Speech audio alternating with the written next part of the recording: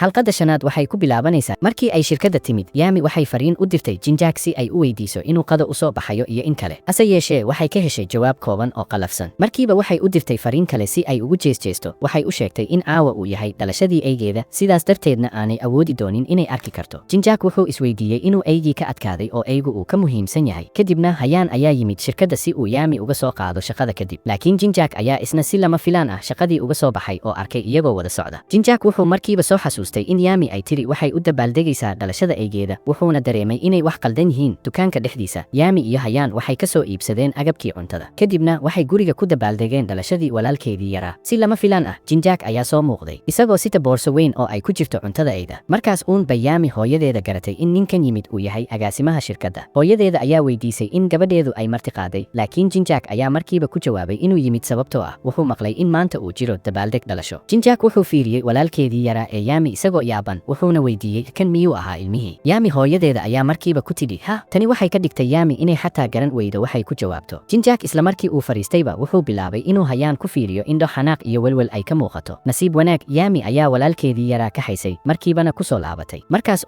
bay ku guulaysatay inay ka hortagto in labada nin ay dagaalamaan kadib labadii nin ayaa kor u qaaday koobabkii cabitaanka inkasta oo ay iska dhigayeen inay jawiga dejinayaan haddana midkoodna ma doonaynin inuu kan kale u tanaasulo ugu dambayntii kulankii waxay u bedeleen tartan cabitaan muddo yar gudaheeda labadoodiiba way sarqaameen mana ay garanayn waxay samaynayaan Yami dib badan ayay ka martay inay Hayaan taxi saarto si uu baxo markii ay soo laabatay si ay Jinjaakna u fasaxdo si lama filaan ah ayuu u diiday inuu tago wuxuu yiri ma rabo inaan guriga aado sidoo kalena ma jecli inaan keligay seexdo wuxuu sheegay inaanu doonayn inuu ku laabto guri maran oo uu keligii ku yahay Yami iyadoo ka cagajiidaysa ayay ku dhex dhaaftay dukaanka subaxdii xigtay waxay lahayd tababar shaqo markaasay hooyadeeda ka codsatay inay Jinjaak sii ilaaliso intay maqan tahay in yar kadib walaalkeedii yaraa ayaa soo degay si uu u ciyaaro Jinjaak oo hurdada ku dhibsaday ayaa si kedis ah u soo kacay markaas buu ogaaday inuu ku dhex hurday gurigii Yami isla markaas hooyadii Yami ayaa u timid oo u sheegtay inay hawl degdeg ah u soo baxday waxayna ka codsatay inuu u haayo wiilka yar inkasta oo Jinjaak aan weligii jeclayn haynta carruurta hooyada Yami waxay ku adkaysatay haddii uu rabo inuu raali geliyo Yami inay tahay inay si fiican u daryeelo walaalkeeda yar Jinjaak isagoo khasban ayuu ogolaaday Yami waxay u sii diyaarisay Jinjaak daawada madax xanuunka wuxuu helay fursad uu ku dhex maro qolkeeda waxayna indhihiisu ku dhaceen cajalad taalay kabarka buugaagta wuxuu u qaatay inay tahay waxyaabaha ay Yami jeceshahay laakiin aad ayuu u naxay markii uu cajalada dhabarkeeda ku arkay sawirka hooyadeeda markiiba kabarkii ayuu dib ugu celiyey kadib wuxuu wiilkii u kaxeeyey beerta nasashada dadkii beerta joogay oo dhan waxay u qaateen inuu isagu dhalay wiilka tani waxay soo jiidatay indhaha haween badan oo beerta joogay labadoodu si farxad leh ayay u wada ciyaarayeen Jinjaak ma uusan ogeyn in aabihiisa uu hore u soo baaray asalka iyo qoyska Yami aabihiisa ayaa gaari ku soo maray agagaarka guriga Yami isla daqiiqadaas wuxuu arkay Jinjaak oo la ciyaaraya ilmihii yaraa wuxuu la yaabay waxa uu wiilkiisu samaynayo wuxuuna isweydiiyey cidda uu yahay ilmaha uu wiilkiisu dhabarka ku siday haweenkii beerta joogay ayaa ammaanay Jinjaak iyadoo leh isaga iyo wiilkiisu waxay u qurux badan yihiin si isku mid ah Jinjaak wuxuu damcay inuu u sharaxo inaanu dhalin laakiin wiilkii ayaa dhegta ku dhegay oo u diiday inuu hadlo muddo ayuu labalabooday laakiin ugu dambayntii ma uusan dafirin inuu aabbuhu isagu yahay Yami waxay ku jirtay tababarkii shaqada laakiin weli walwal ayaa hayay sidaas darteed waxay u soo dirtay fariin ay ku weydiinayso inuu gurigiisii si nabad ah ugu laabtay Yami weli ma aysan ogaanin in Jinjaak uu ku mashquulsan yahay inuu uqubeeyo walaalkeeda yar Jinjaak ayaa isagoo wax raba inuu ogaado weydiiyey wiilkii yaraa inta sano ee uu jiro wiilkii wuxuu kor u taagay 3 farood taas macnaheedu wuxuu ahaa inuu hadda galay sanadkii 3aad arrintaas ayaa Jinjaak gelisay shaki weyn isaga iyo Yami waxay iyaguna kulmeen 3 sano ka hor Jinjaak wuxuu isweydiiyey in wiilka yar uu xiriir la leeyahay isaga iyo in kale muddo yar kadib Yami ayaa gurigii ku soo laabatay markaas bay ogaatay in hooyadeeda ay Jinjaak ka codsatay inuu ilmaha u haayo aad ayay u xishootay Jinjaak wuxuu fursadan u isticmaalay inuu weydiiyo shakiga uu qabo wuxuu si toos ah u weydiiyey isagoo leh yaawaya wiilkan aabihii Yami muddo ayay labalabaysay balse ugu dambayntii way u sheegi weyday waxay ku gaabsatay in wiilka uu la nool yahay hooyadeeda kadib waxay damacday inay ilmihii ka haysato oo ay meesha ka tagto laakiin Jinjaak wuxuu yiri aad baan u daalanahay maanta maadaama aan ilmo hayay waxaan u baahanahay inaan yara nasto markaasuu si lama filaan ah ugu sii dhawaaday Yami naxdin darteed ayay meeshii ku qalashay Jinjaak wuxuu fursad u helay inuu halkaas ka tago laakiin si lama filaan ah isla markii uu shirkadda gaarayba waxaa su'aalo weydiiyey aabihiisa gudoomiyaha ayaa weydiiyey ilaa inta uu qorsheynayo inuu wax walba qariyo Jinjaak ma uusan fahmin waxa uu aabihiisa ka hadlayo markii ay aabuhu soo bixiyey sawirkii isaga iyo Yami ee 3 sano ka hor ayuu markaas wax walba fahmay aabihii wuxuu ku canaantay inuu yahay agaasima shirkad weyn haddana uu nolosha qaaska ah sidan ugu khalkhalsan yahay balse Jinjaak weli ma uusan fahmin ujeedada rasmiga ah ee aabihiisa taasina waxay sii kicisay xanaaqii aabaha aabuhu wuxuu si toos ah u weydiiyey isagoo leh wiilkii yaraa ma ilmihii adiga iyo Yami si qarsoodi ah idinku dhashayba Jinjaak wejigiisa naxdin baa ka muuqatay wuxuu islahaa malaha aabaha ayaa khaldan balse aabihiisa wuxuu yiri xataa ilmahaagii ma garanaysid Jinjaak dhegihiisa ma rumaysan karin hadalkaas taas laakiin markii uu ka fekeray in wiilku uu hadda 3 sano jiro iyo habdhaqankii la yaabka lahaa ee Yami markasta oo wiilka la soo hadal qaadabo wuu shakiyay markasta oo uu Jinjaak sii fekero wax walba waxay u muuqanayeen kuwa shaki leh markaas uu go'aansaday inuu Yami fariin u diro wuxuu u sheegay inay kulmaan shaqada kadib xilligan Hayri waxay si kedis ah ku ogaatay in hooyada Yami ay ahaan jirtay gabar jisha filimada Hayri waxay ka walwalsanayd in Jinjaak uusan arintan ogeyn sidaas darteed waxay qorshaysay inay shirkadda tagto oo ay u sheegto hase yeeshee waxay si kedis ah u aragtay Yami oo galaysa gaariga Jinjaak iyadoo caraysan ayay gaari kaga daba tagtay dhanka kale Hayaan ayaa isna damacsanaa inuu Yami ka soo qaado shaqada sidaas ayuu ku arkay wax kasta oo dhacay Jinjaak oo weji halis ah leh ayaa bilaabay inuu Yami weydiiyo haddii ay jiraan wax ay ka qarinayso oo aanay u sheegin iyadoo haba yaraatee ma ay fahmi karin waxa uu ka hadlaayo sidaas darteed wuxuu gaarigii ku joojiyey wadada dhinaceeda gacanta ayuu qabtay wuxuuna ku adkeeyey inay u sheegto wax kasta xataa haddii ay yihiin faahfaahinta ugu yar ee wixii dhacay 3 sano ka hor Yami xilligan aad bay u wareertay waxay go'aansatay inay gaariga ka degto markaasay albaabkii furtay isaga ayaa si degdeg ah dib ugu soo jiidaya kadibna wuxuu u sheegay inaanu dhab ahaantii ku nooleen nolol farxad leh 3 sano ee la soo dhaafay sababtoo ah xilligaas iyada ayaa dooratay inay iska tagto iyadoon erey kaliya dhihin wuxuu u sheegay inuu shaqada oo kaliya xooga saari jiray si uu ilaawo laakiin xaqiiqadu waxay tahay inaanu weligii iloobin sidaas darteed wuxuu si degdeg ah uga codsaday inay runta u sheegto wuxuu rabay inuu ogaado waxa ku dhacay muddadaas ay kala maqnaayeen markii aad loogu cadaadiyey hadalka ayay ugu dambayntii go'aansatay inay sheegto dareenkeeda dhabta ah waxay tiri aad baan u cabsanayay waxay ka cabsanaysay inuu u maleeyo inay tahay gabar fudud si kasta ha ahaatee waxay islahayd arrintaas haba yaraatee may ahayn inay dhacdo markii horeba waxay u sheegtay in nolosheeda qofka kaliya ee ay waxaas la samaysay uu isaga ahaa Jinjaak ayaa si naxariis leh laabta u geliyay Yami muuqaalkan waxa aragtay Hayri waxay damcay inay hore u baxdo si ay wax walba uga kharibto laakiin Hayaan ayaa si kedis ah dib u soo jiiday waxay weydiisay waxa uu rabo inuu sameeyo wuxuu u sheegay haddii ay hadda banaanka u baxdo inay ku dambayn doonto xaalad eeb iyo fool xumo ah Hayri waxay ku tiri Hayaan ha u malayn inaad tahay qof cadaalad u taagan waxay tiri ninkaas waa qofka aan jeclahay kadib markii ay Hayaan canaanatay Hayri waxay go'aansatay inay gaarigeeda ka haysato oo ay meesha ka tagto Hayaan muddo dheer ayuu halkaas iska taagnaa balse weli ma uusan degin maalintii xigtay Yami waxay tagtay shirkadda waxayna si kedis ah u martay qol agtiisa si xog doon ah ayay gudaha u fiirisay markaas uun bay ogaatay in Jinjaak uu u diyaarinayay xafiis cusub oo ay iyadu leedahay